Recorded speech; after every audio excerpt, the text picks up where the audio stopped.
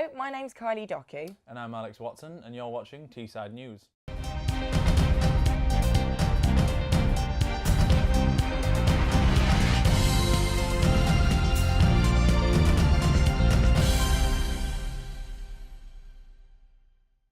On today's show, what do students really think of Brexit?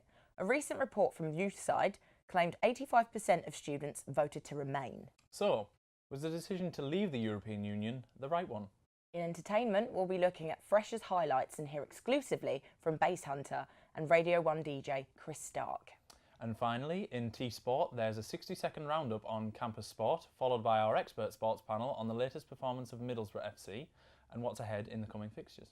But first, the rising number of complaints about sexual harassment on nights out has caused growing concern. As a result, Teesside reporter Katie Dodson set out to investigate why some men behave so badly towards women.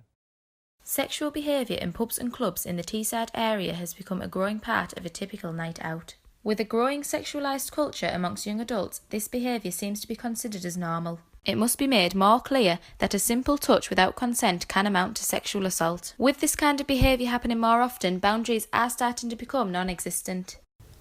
Like, I've been stood at a bar and someone's touched your bum or got a bit too close, and it's not nice.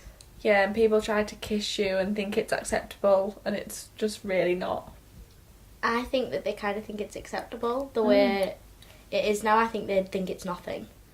Teesside spoke to Arch North East to find out how they help victims of sexual assault. I think that we're living in a culture at the moment where sexual assault happens every single day. It's almost part of people's everyday experience.